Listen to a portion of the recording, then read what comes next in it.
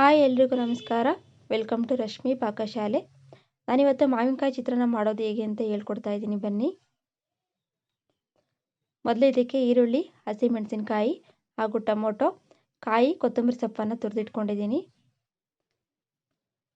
ನನ್ನ ಚಾನಲ್ ಯಾರು ನೋಡಿದ್ರೆ ದಯವಿಟ್ಟು ಲೈಕ್ ಮಾಡಿ, ಕಮೆಂಟ್ ಮಾಡಿ ಹಾಗೂ ಸಬ್ಸ್ಕ್ರೈಬ್ ಮಾಡ್ಕೊಳ್ಳಿ ಅಂತ ಕೇಳ್ಕೊಳ್ತಾ ಇದ್ದೀನಿ.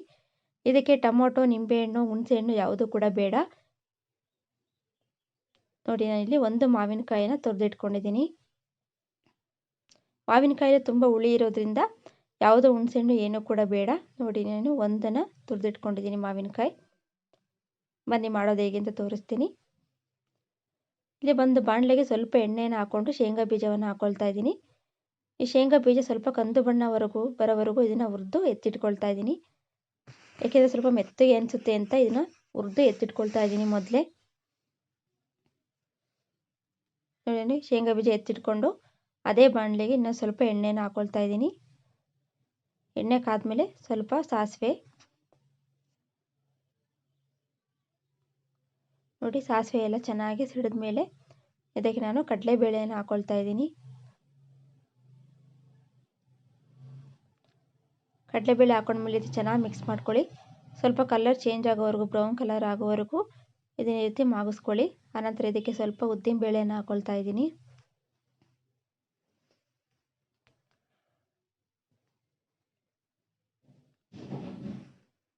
ನೋಡಿ, ಸ್ವಲ್ಪ ಕಲರ್ ಚೇಂಜ್ ಆದಮೇಲೆ ಇದಕ್ಕೆ ನಾನು ಜೀರಿಗೆನ ಹಾಕ್ಕೊಳ್ತಾ ಇದ್ದೀನಿ. ಜೀರಿಗೆ ಎಲ್ಲ ಸಿಡಿದ ಮೇಲೆ ಇದಕ್ಕೆ ನಾನು ಮೊದಲು ಹಸಿಮೆಣಸಿನಕಾಯಿ ಹಾಗೂ ಕರಿಬೇವನ್ನು ಹಾಕ್ಕೊಳ್ತಾ ಇದ್ದೀನಿ. ಇದು ಸ್ವಲ್ಪ ಚೆನ್ನಾಗಿ ಮಾಗಿದ ಮೇಲೆ ಆನಂತರ ಈರುಳ್ಳಿಯನ್ನು ಹಾಕ್ಕೊಳ್ಳಿ. ನೋಡಿ, ಈ ಎಲ್ಲ ಚೆನ್ನಾಗಿ ಒಂದ್ಸತಿ ಮಿಕ್ಸ್ ಮಾಡ್ಕೊಳ್ಳಿ.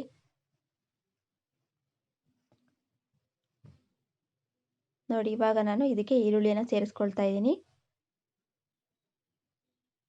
ನೋಡಿ, ಈ ರೀತಿ ಈರುಳ್ಳಿ ಹಾಕಿದ ಮೇಲೆ ಇನ್ನೊಂದ್ಸಲ ಇದನ್ನ ಎಲ್ಲ ಚೆನ್ನಾಗಿ ಮಿಕ್ಸ್ ಮಾಡ್ಕೊಳ್ಬೇಕಾಗುತ್ತೆ.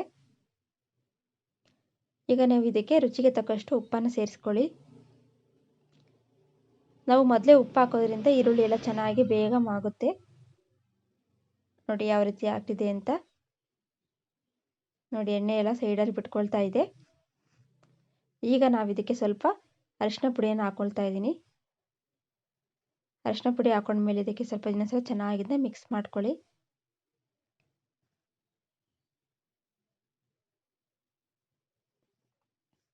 ಈಗ ನಾನು ಇದಕ್ಕೆ ತುರಿದಿಟ್ಕೊಂಡಿರ್ತಕ್ಕಂಥ ಮಾವಿನಕಾಯಿ ತುರಿಯನ್ನು ಒಂದು ಬಟ್ಲಲ್ಲಿ ಅರ್ಧ ಬಟ್ಲು ಮಾತ್ರ ತಗೊಳ್ತಾ ಇದ್ದೀನಿ. ಇನ್ನರ್ಧ ರೈಸ್ ಕಲಿಸುವಾಗ ಹಾಕಿದರೆ ಟೇಸ್ಟ್ ತುಂಬ ಚೆನ್ನಾಗಿರುತ್ತೆ. ಈಗ ಅರ್ಧ ಮಾತ್ರ ಹಾಕ್ಕೊಳ್ಳಿ. ಹಾಕ್ಕೊಂಡು ಈ ರೀತಿ ಎಲ್ಲ ಚೆನ್ನಾಗಿ ಮಿಕ್ಸ್ ಮಾಡಿಕೊಂಡು 1 ನಿಮಿಷ ಇದನ್ನು ಮಾಗಿಸ್ಕೊಂಡ್ರೆ ಸಾಕಾಗುತ್ತೆ.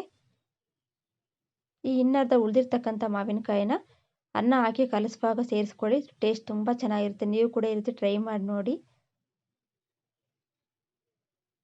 ನೋಡಿ ಯಾವ ರೀತಿ ಆಗಿದೆ ಅಂತ. ಈಗ ನಾನಿಲ್ಲಿ ಇದಕ್ಕೆ ಅರ್ಧ kg ಆಗೋಷ್ಟು ಅನ್ನವನ್ನು ಹಾಕ್ಕೊಳ್ತಾ ಇದ್ದೀನಿ. ಇದಕ್ಕೆ ಅನ್ನ, ತೆಂಗಿನಕಾಯಿ ತುರಿ ಹಾಗೂ ಕೊತ್ತಂಬರಿ ಸೊಪ್ಪು ಹಾಗೆ ಉಳಿದಿರ್ತಕ್ಕಂಥ ಮಾವಿನಕಾಯಿ ತುರಿಯನ್ನು ಹಾಕ್ಕೊಂಡು ಇದನ್ನು ಚೆನ್ನಾಗಿ ಮಿಕ್ಸ್ ಮಾಡ್ಕೊಳ್ಳಿ. ನೀವು ಕೂಡ ಟ್ರೈ ಮಾಡಿ ನೋಡಿ, ಹೇಗಿತ್ತು ಅಂತ ಕಮೆಂಟ್ ಮಾಡಿ ತಿಳಿಸಿ. ನೋಡಿ, ಇದಕ್ಕೆಲ್ಲ ಹಾಕೊಂಡಿದ್ದೀನಿ ಮಾವಿನಕಾಯಿ ತುರಿ, ಶೇಂಗಾ ಬೀಜ ಎಲ್ಲ. ನೋಡಿ ಎಷ್ಟು ಚೆನ್ನಾಗಿದೆ. ನೆಕ್ಸ್ಟ್ ವಿಡಿಯೋದಲ್ಲಿ ಮತ್ತೆ ಸಿಗ್ತೀನಿ. ಧನ್ಯವಾದ.